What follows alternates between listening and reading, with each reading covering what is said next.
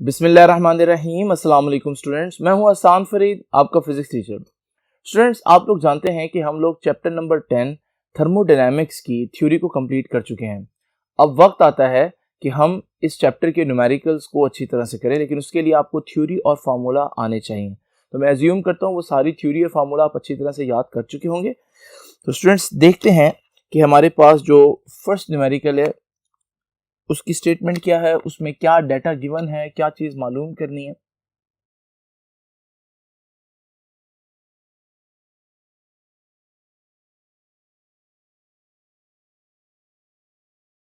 वो कहते हैं वाटर एट 20 डिग्री सेल्सियस। ये हमें इनिशियल टेम्परेचर दिया हुआ है, इसे मैं T1 कह देता हूँ, 20 डिग्री सेल्सियस। आप लोग जानते हैं कि इस चैप्टर में डिग्री सेल्सियस की बजाय केल्विन में होना चाहिए आंसर, और केल्विन में लाने के लिए हम 273 ऐड करते हैं, तो ये बन जाएगा हमारे पास 293 केल्विन। ठीक है जी, केल्विन में टेम्परेचर आप लोग पुट करेंगे।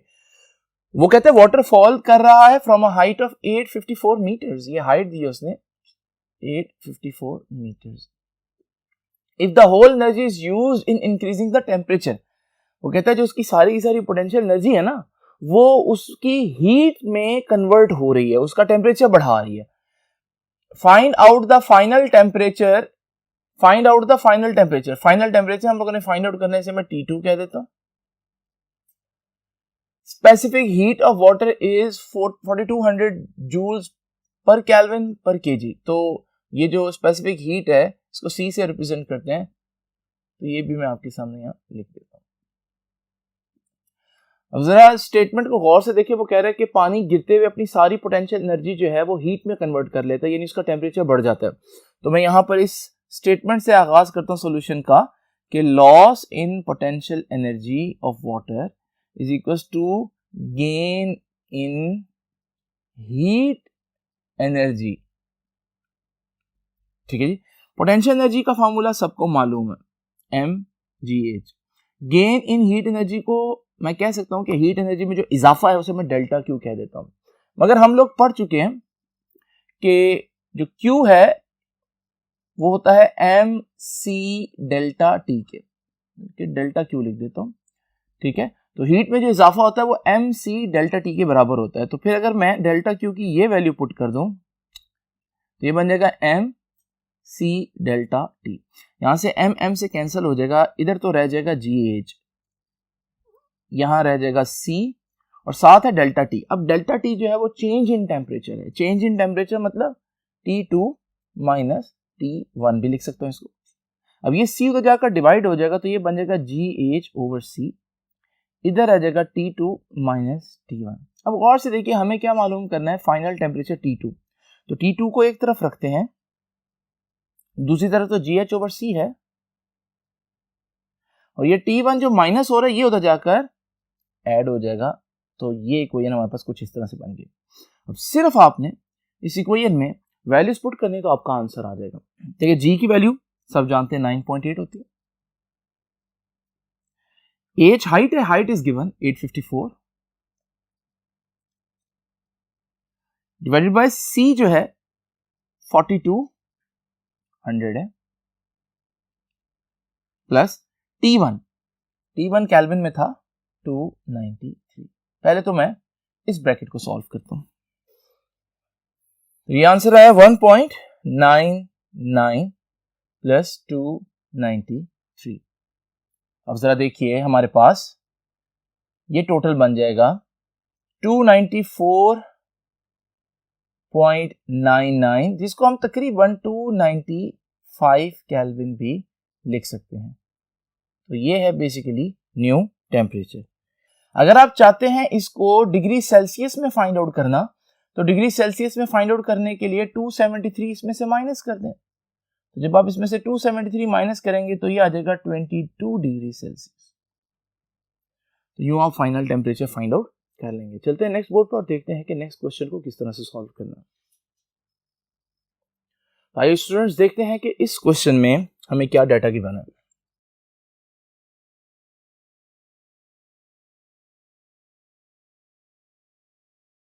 बहुत आसान क्वेश्चन है ये। देखिए, वो कहते हैं कि 25,200 जूल्स ऑफ हीट। लो भाई, ये तो हीट आ गई।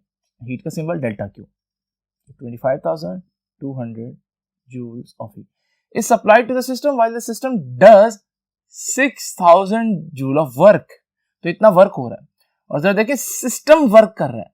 हम लोगों ने पढ़ा था कि work done by the system जो है वो हम पॉजिटिव कंसीडर करते हैं। तो ये जो 6,000 जूल है वहां पर लिखा, ये एक्चुअली में प्लस 6,000 जूल होगा, इसलिए मेंशन कर रहा हूं क्योंकि वर्क डन नेगेटिव भी हो सकता है। तो इस केस में क्योंकि सिस्टम वर्क कर रहा है, सिस्टम जो है ना work done by the system है, इसे हम पॉजिटिव लेते हैं। अगर work done on the system इसे नेगेटिव लेते हैं।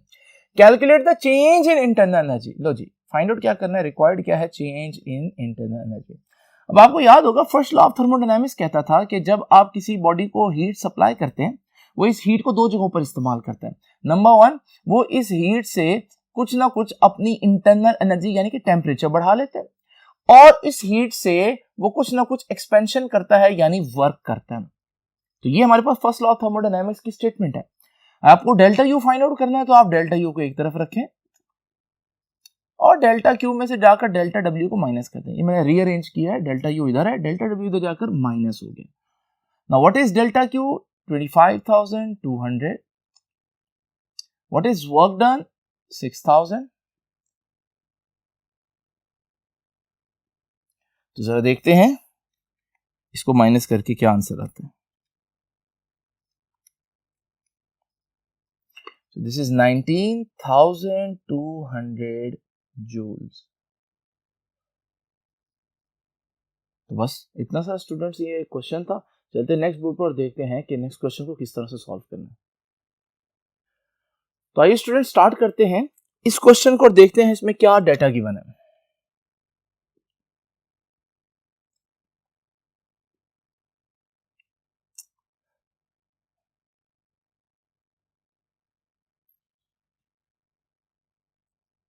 आप देख रहे होंगे कि मैंने दो फार्मूला आपके सामने पहले से ही लिखे हुए हैं। जब हम लोगों ने थ्योरी पढ़ी थी तो वहां पर हम लोगों ने ये दो फार्मूला देखे थे। तो इसको आप लोगों ने याद रखना है इस न्यूमेरिकल के लिए कि डेल्टा यू बराबर होता है n C V delta T, और डेल्टा क्यू पी बराबर होता है n C P delta T. एक फर्क है, ऊपर सी वी आ रहा है, नीचे सी पी आ रहा है। तो स्टूडेंट्स गिवन डेटा देखते हैं जी। वो कहते हैं a sample of ideal gas is uniformly heated at constant pressure. तो ये कांस्टेंट प्रेशर पर हीट कर रहे हैं, ठीक है। If the amount of 180 joule of heat is supplied to the gas. पहली बात इसमें कि आप गैस को यानी सिस्टम को हीट दे रहे हैं, ऐसी हीट जो है वो पॉजिटिव कहलाएगी क्योंकि सिस्टम हीट ले रही है। तो ये जो 180 जूल है ये पॉजिटिव 180 जूल है। अगर सिस्टम हीट रिलीज कर रहा है तो उस हीट को हम नेगेटिव कहते हैं। दूसरी इंपॉर्टेंट बात यहां नोट करने वाली क्या है कि आप ये हीट सप्लाई करें एट कांस्टेंट प्रेशर। तो जब कांस्टेंट प्रेशर पर हीट सप्लाई करते हैं तो फिर हीट के साथ छोटा सा पी लिखते हैं ताकि पता चले कि कांस्टेंट प्रेशर पर सप्लाई की गई है। Calculate the change in internal energy, यानी रिक्वायर्ड क्या है, change in internal energy and work done by the gas और वर्क डन। ये दो चीजें हमें मालूम करनी है। जबकि गैमा की वैल्यू उसने दे दी है गैस के लिए 1.41, तो गैमा की वैल्यू भी मैं यहां लिख देता हूं 1.41। अब जैसे कि मैंने आपको बताया कि हमारे पास दो फार्मूला ऐसे हैं जो आप लोगों को पता होने चाहिए इस न्यूमेरिकल को सॉल्व करने के लिए। तो मैं यहां सॉल्यूशन लिखता हूं और अब इसको हम सॉल्व करते हैं। तो आपको मालूम है जो पहला फार्मूला मैंने आपके सामने एक्सप्लेन किया वो है delta Q P is equal to n C P delta T. ये बहुत इंपॉर्टेंट है। अब आपको मालूम है डेल्टा क्यू पी की वैल्यू हमारे पास मौजूद है और वो कितनी है, 180 जूल्स। तो अगर मैं n C P delta T को थोड़ी देर के लिए इधर रख दूं तो ये आंसर कितना आ जाएगा, 180 जूल्स। ये इक्वेशन है जिसको आप लोगों ने याद रखना है, ठीक है। मैंने क्या किया, इसमें डेल्टा क्यू पी की जो वैल्यू दी हुई है वो पुट कर दिया, इसको इधर लिख दिया और इसको इधर लिख दिया, ठीक है। इसे मैं इक्वेशन नंबर 1 कह देता हूं। अब स्टूडेंट्स आपको मालूम है गैमा जो है वो तो सीपी ओवर सीवी की रेशो थी, ऐसे है ना। तो गैमा सीपी ओवर सीवी की रेशो है, तो यहां से मैं कह सकता हूं सीपी फिर किसके बराबर आएगा, सीवी गैमा से जाकर मल्टीप्लाई हो जाए तो गैमा इंटू सीवी। ये जो सीपी की वैल्यू है इसे मैं इक्वेशन नंबर 1 में पुट कर देता हूं। तो इधर तो एन था, ये सीपी था, लेकिन सीपी तो गैमा इंटू सीवी है, तो गैमा को इधर लिख देता हूं और सीवी ऐसे लिख देता हूं और delta T as it is आ जाएगा। और यहाँ 180 भी एज इट इज आ जाएगा। अब जरा देखिए स्टूडेंट्स, हमारे पास गैमा को छोड़कर ये क्या लिखा हुआ है, n C V delta T, और मैंने आपको बताया कि n C V delta T भी एक फॉर्मूला है और वो किसके बराबर है, चेंज इन इंटरनल एनर्जी।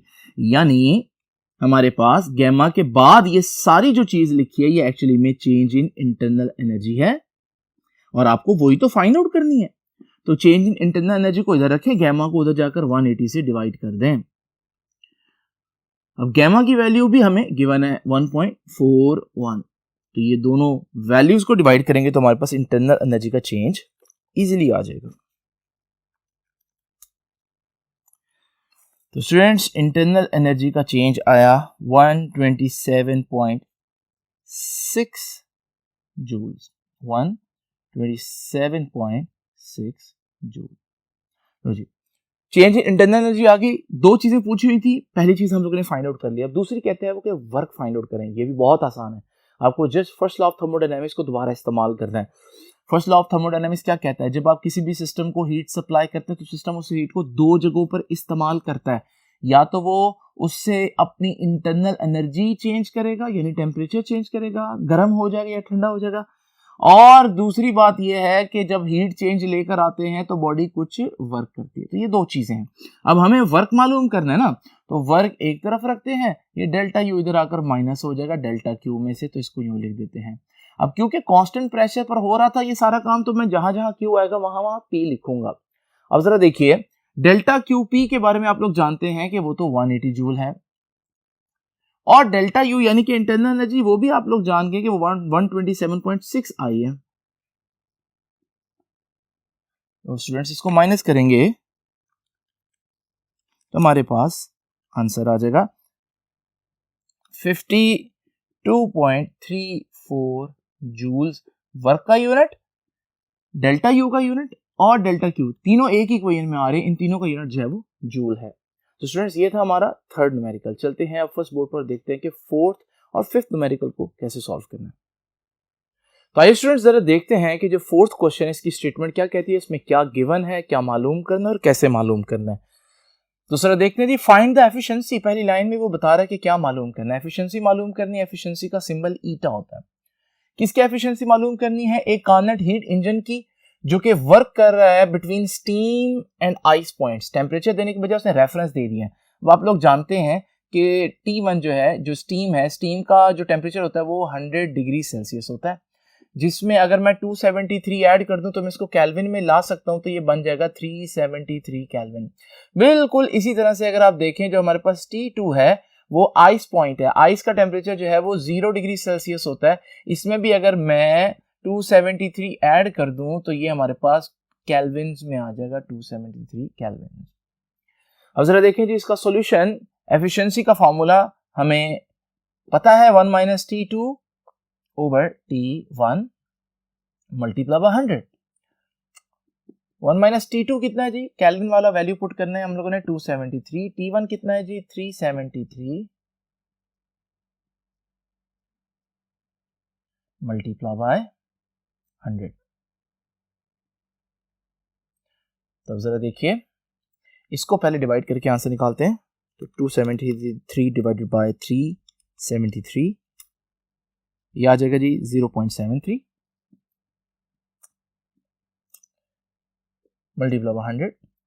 जब 1 माइनस 0.73 करेंगे ये आ जाएगा 0.27, बाहर है 100, और जब इसको 100 से मल्टीप्लाई करेंगे तो ये बनेगा 27%। तो ऐसे कार्नेट इंजन की एफिशिएंसी 27% होगी, जिसका जो हाई टेम्परेचर है वो स्टीम वाला टेम्परेचर है और जो उसका लो टेम्परेचर है वो आइस वाला टेम्परेचर है। चलते हैं नेक्स्ट बोर्ड पर, देखते हैं कि फिफ्थ न्यूमेरिकल को किस तरह से सॉल्व करना है। आइए स्टूडेंट्स देखते हैं कि ये न्यूमेरिकल जो है वो क्या डेटा दे रहा है हमें, क्या हमसे पूछ रहा है,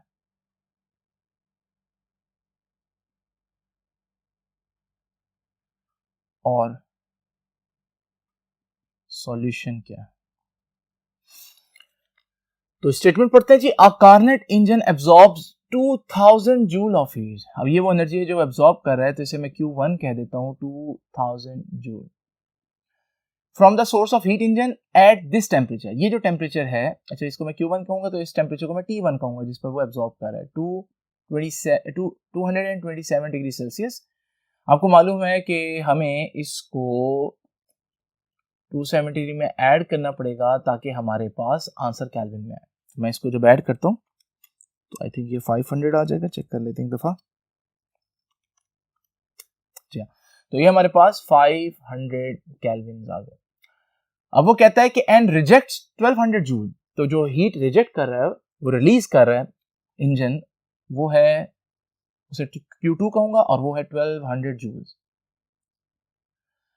अब वो कहता है कि हमने मालूम क्या करना है, calculate the efficiency of engine. एक तो ईटा फाइंड आउट करना है एफिशिएंसी, फिर टेम्परेचर ऑफ सिंक, सिंक का टेम्परेचर यानी T2 फाइंड आउट करना है, और फिर अमाउंट ऑफ वर्क डन, तो वर्क फाइंड आउट करना है। तो बेसिकली हमें इस न्यूमेरिकल के अंदर तीन चीजें फाइंड आउट करनी है। तो मैं तीनों को A B C तीन पार्ट्स कह देता हूं। तो पहले आइए हम A की बात करते हैं, यानी एफिशिएंसी फाइंड आउट करते हैं। एफिशिएंसी का फार्मूला था 1 minus Q2 over Q1 multiply by 100। देखिए जी 1 माइनस Q2 जो है वो 1200 जूल्स है, Q1 जो है वो 2000 जूल्स है, और फिर इसको हमने मल्टीप्लाई करना है 100 से। देखते हैं पहले इसका आंसर क्या आता है ब्रैकेट के अंदर।